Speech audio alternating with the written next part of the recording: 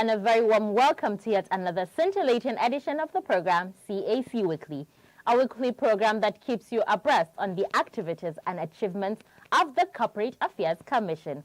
My name is Maria Ado Zakari. Coming up on today, quality service. CAC secures SON recertification. CAC boss gets pat on the back as Vice President Shetima meets 19 heads of agencies. Plus, a look at the 2023 National Council on Commerce meeting. We'll be right back.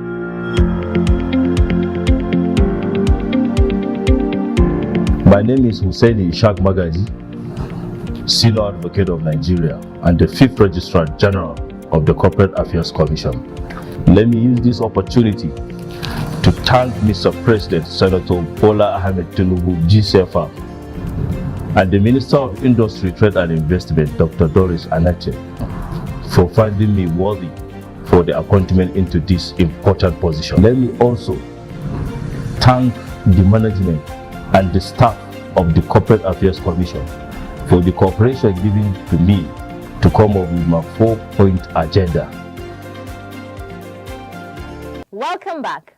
Let's begin with another landmark achievement for the CAC. The Corporate Affairs Commission CAC has secured the prestigious ISO 9001-2015 recertification for another 3-year period expiring on July 29, 2026. The milestone achievement followed the recertification audit of the Commission's Quality Management System, QMS, by the Standards Organization of Nigeria, SON, in July 2023. Uzoma Orji, Deputy Director, Budget, Planning, Research and Statistics, BPRS, stated this today while presenting the certificate to the Registrar General and CEO, CAC, Husseini Ishaq Magaji, in his office. Uzoma Orji further stated that the certification is an attestation by the SON that the quality of services rendered by the Commission to her esteemed customers is in conformity with the requirements of the ISO 9001-2015 standard. Receiving the certificate, the Registrar General thanked the SON for the certification and commended the hard work of the entire staff of the Commission, which led to the recognition. Let's now move on to the Northwest for our next report. The 15th meeting of the National Council on Industry, Trade and Commerce has formally closed with the Registrar General and CEO of the Corporate Affairs Commission, Husseini Ishaq Magaji San, as one of the key participants, themed Digitalization of Industry, Trade and Investment Sector for National Development. The week-long event was held in Katsina State, playing host to top government functionaries and several captains of industries who converged to discuss and provide proper solutions to issues bordering on the nation's economic growth and development. The Minister of Industry, Trade and Investment, Dr. Doris Nkiruka Uzoka Anite, had earlier declared the event opened. Represented by Dr. Evelyn N. Ngige, the Permanent Secretary of the Ministry of Industry, Trade and Investment, she spoke on the significance of ICT in developing industry and commerce for economic sustainability. Dr. Doris Nkiruka Uzoka Anite, who highlighted some of the challenges bedeviling the sector, enjoyed participants to ensure active participation in the sessions as well as contribute meaningfully to coming up with suggestions that will engender economic growth. Also speaking with the Katsina State Governor, Dr. Dikoreta, who highlighted the economic potential of the state and therefore urged investors not to hesitate to tap it as the government was making the atmosphere conducive for investment. CAC Weekly reports that the event witnessed panel discussions on topics bordering on the role of ICT in various aspects of industry, trade, and commerce, amongst others. Let's now go to the seat of power, where the 19 MSMEs development partners comprising key actors from the public and private sector have been formally presented to Vice President Kashim Shetima at the Presidential Villa.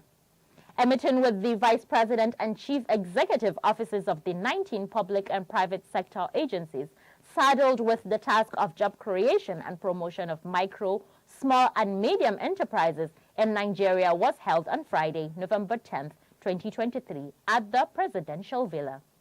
The meeting was also aimed at appreciating the efforts and enthusiasm of the Vice President towards the development, support and growth of MSMEs and job creation in Nigeria. The stakeholders were led by the Director General, Chief Executive Officer of Small and Medium Enterprises Development Agency of Nigeria, SMEDEN, Mr. Charles Odi. They noted that in view of the difficulties Nigeria is facing, an array of incentives are being put in place by the federal government to create more job opportunities. The stakeholders therefore proposed, amongst others, that the National Council on MSMEs be formally inaugurated to enable critical stakeholders to contribute to the growth and development of MSMEs and create jobs in line with President Bola Ahmed Tinubu's renewed hope agenda. They also urged the federal government to prevail on the state governments to replicate and inaugurate state councils on MSMEs in their respective states. The launch of all the one-stop shop facilities ready for commissioning in Nigeria should be given due consideration, the stakeholders urged. Responding, Vice President Kashim Shettima expressed confidence in the capacity of the stakeholders, whom he described as very competent in their respective fields. He therefore said this hope was further rekindled in view of the commitment on the part of the partners. He revealed that one of the Nigerian banks had, after extensive discussions, offered to provide 30 million Nigerian naira in loan support to MSMEs, focusing mostly on youth and women empowerment programs at 15% interest. He therefore charged other private sector players and financial institutions to emulate the good example shown by the bank to support 700,000 micro, small and medium enterprises, MSMEs, in line with President Tinubu's renewed hope agenda. While speaking on the enormous potential of Nigerian youth, Vice President Shettima applauded the efforts of Amal Hassan, a leading Nigerian technopreneur with diverse interests across technology and innovation that led to the creation of 1,500 jobs for young men and women in Kano through her ICT Training Institute. Meanwhile, Vice President Kashim Shettima has described as legendary the accession of the Registrar General and CEO of the CAC, Hussaini Ishaq Magaji-san, to the rank of Senior Advocate of Nigeria at the age of 38. Vice President Shettima stated this while congratulating the CAC helmsman on his recent appointment. He said such a rare feat was commendable, as such a coveted position was synonymous with legal personnel that distinguished themselves through immense contribution to the development of the legal profession in Nigeria. CAC Weekly reports that during the meeting, the Registrar General held sideline discussions with the chief executives of SMEDEN, BOA and NITDA on the need to foster closer collaboration between them. Moving on, let's go to Katsina State, where the Registrar General paid a working visit and harp on enforcement. He was received on arrival by the head of office, Omar Saleh, who conducted him around the office. In an interactive session with the staff, the Registrar General harped on the need for them to rededicate themselves to duty and significantly grow the Commission's revenue. He stated his resolve to prioritize the welfare of staff in line with his 4-point agenda and enjoined them to support the effort of building a stronger Commission. Responding to some of the concerns and challenges raised by the staff during the interaction, the Registrar General assured them of his timely action. And non-compliance matters. Do you know that by the provision of Section 421, subsection 1 of CAMA 2020, the annual return of a company limited by shares or guarantee or unlimited shall be completed, signed and delivered to the Corporate Affairs Commission not later than 42 days after the annual general meeting for the year? To get a further insight on this and many more, let's join the Registrar General and CEO, CAC, Hussaini Ishaq Magaji-san in our interview segment. Enjoy watching.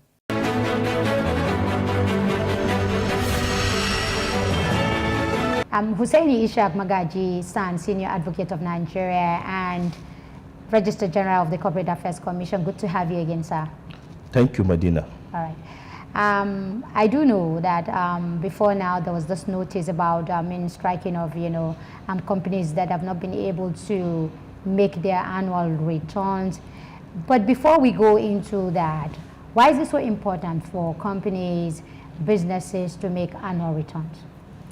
Annual returns, basically, it is a requirement of the law that any registered entity, be it business, associations, companies, you must file your statement every year to make us update your record. And why this is important is, at least you are telling us that your company is not redundant, that you are fully in business. And you are also, by implication, advertising about yourself for independent entities who wanted to transact business with you. Because what is annual return essentially? Annual return essentially is you are giving us information that this is a new description of your business. Presently, this is your current address, and you have a stand financially to carry out business. That is annual return. And we from the commission, we collect a token amount over it. To us, it's like a service charge, maintaining your system, maintaining your data in our system. That is annual return. Okay, but from experience, why do you think people don't want to make annual return? Is it that they don't want to disclose their business activities, or they don't want to give update, or is it because they just don't want to pay the money? It is unfortunate. Even our colleagues, what I mean our colleagues, the players in the industry, specifically, more importantly, lawyers. Lawyers now, as it is in my table now, I have compiled a list of more than 8,000 law firms registered with us that are in default, fail to comply with the provision of law in filing their annual returns. And these are the same people we expect to educate the Nigerian public over the importance of the payment of the annual returns. So that just explains the gap. Yes, there is a gap. What I mean, there is a gap, maybe the information. That is why we are spending so much on our part now.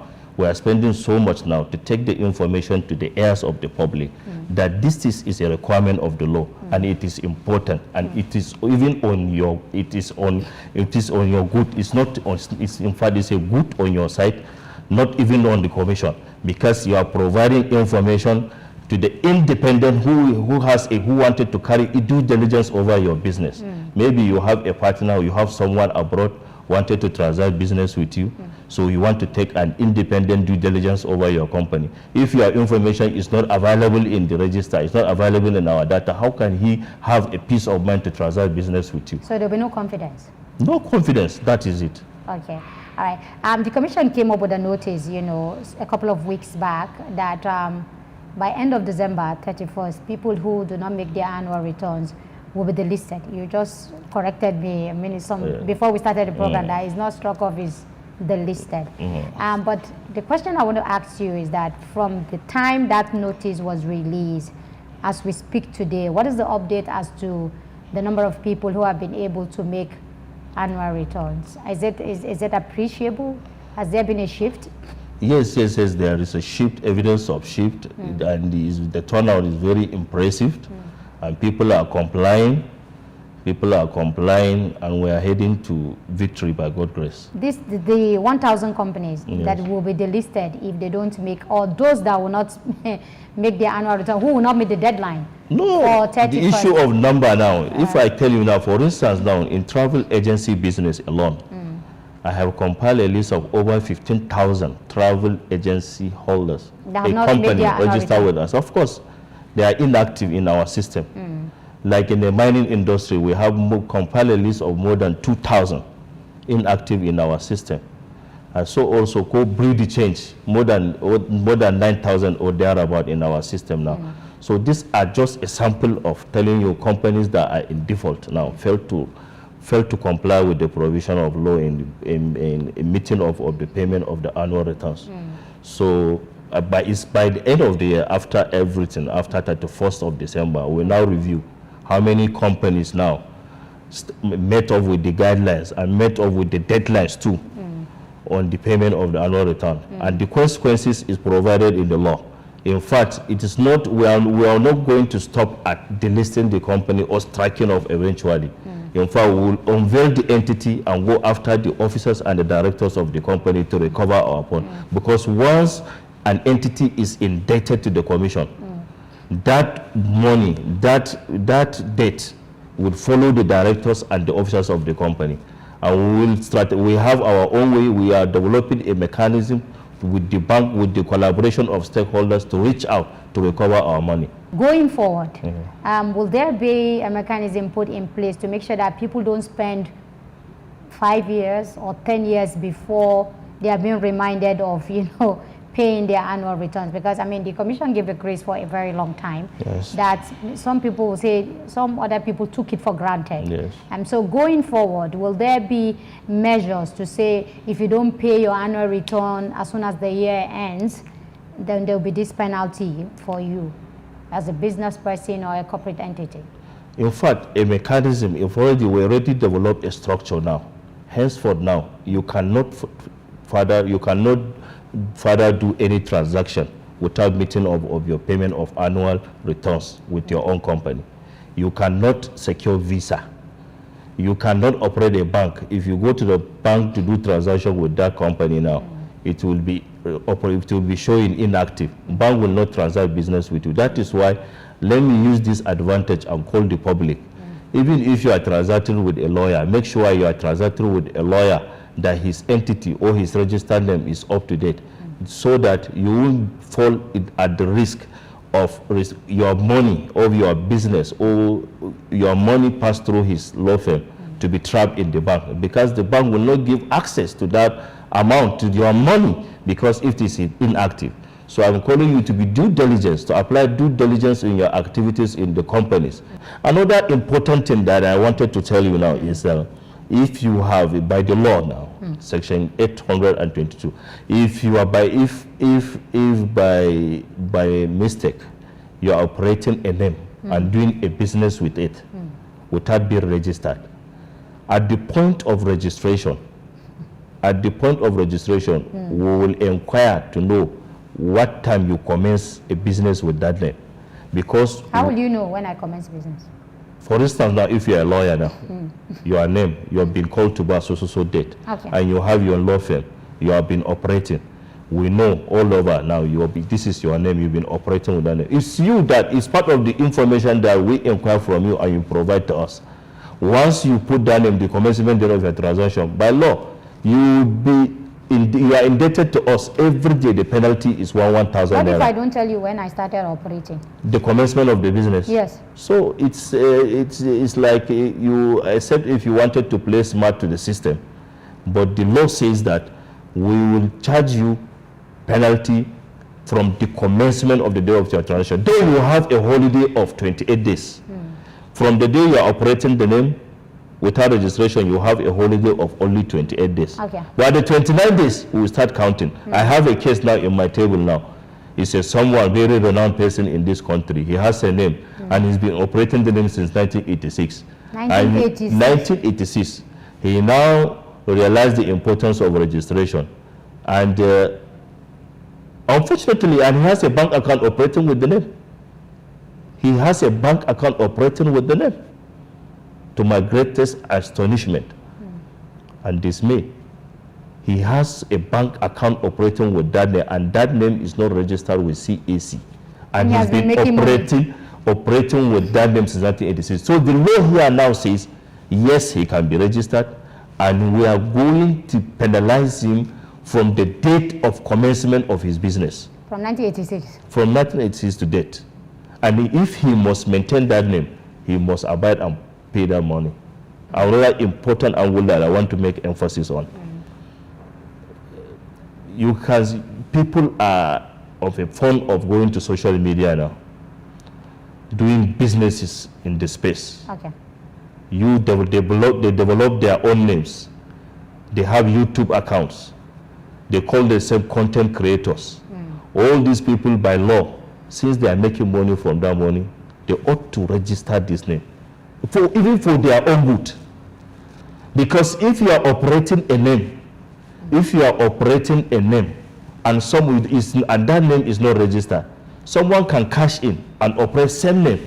And if you commit atrocities, the law will catch on you too. So it is better to protect your own name.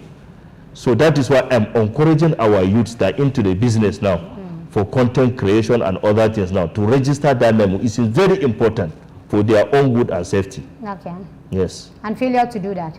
Failure to do that is an offense. You can't carry it. You see a person, you see a content creator with a followers, or he has a followership of more than 2,000, 3,000, 100,000, a million. And the law says there are some certain, you can't gather, even association now, you can't be in a group to carry out a community work without being registered. Talk less of doing a business now. Okay. So we encourage people now to come on board, to register with the Corporate Affairs Commission, most especially these youth that this government has a very robust plan for them. Okay. Mr. President has a robust plan to create a 15 million jobs for the youths. Okay. And these jobs comes with the grants from the government. So if you have a registered entity, it's an opportunity for you to have that benefit coming from the government, to have a good startup of your business. All right, I'll still take you back to the person who used his business name since 1986. This is one out of many. I'm sure, are there investigations going on to find out who else again is into that kind of business that uses his name for more than 2 or 3 decades and still remains? In fact, let me explain to you further, so that for the public to understand what I'm saying now. We have a mechanism now in place that can checkmate. If you have operating with a name without registration, now you can't proceed. Okay. That is the reason why the man I referred submitted himself for registration. Okay. Because you can't operate a business successfully. Even your bank, you will be having issues. I have a lawyer now, he approached me now, $100 million enter his account. He can't access it. That $100 million of his client passed through his account. Payment, it is a payment of a transaction. It's not his own, it's a client account. He received that money into his account. But he can't access the account because his payment of annual returns is not up to date. Okay. So his account is inactive. So he has to surrender himself back to me now to see how he can regularize himself into the system. So we have a formidable structure now. Okay. We are bragging on it. Okay. That you cannot cheat on the system and go away. And you're confident that it will give you the money you're looking for? Sincerely. As awaiting billions of 100 billions. 100. In fact, even I told you now, our mandate is not necessarily to generate the revenue now, it's to provide services to the community. But as part of our effort and activities now, at least we are able to gather a lot for the country. Okay. And it's going to be in 100 billions by God's grace. That's our target. Okay. Registrar General, thank you very much indeed for your time. Thank you very much.